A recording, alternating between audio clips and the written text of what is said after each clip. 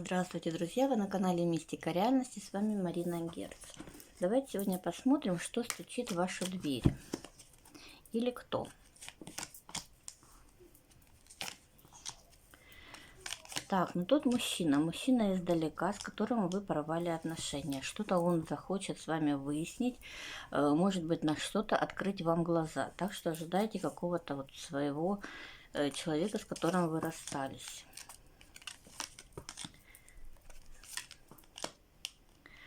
Еще ожидаете подарок. Подарок, причем будет связан с тем, что вы раньше не могли себе позволить в силу определенных каких-то причин или обстоятельств. И что еще? Вас ждет успех. Если вы, например, ожидали повышения по карьерной лестнице, то оно у вас обязательно будет. Плюс ваше материальное финансовое положение, оно пойдет вверх.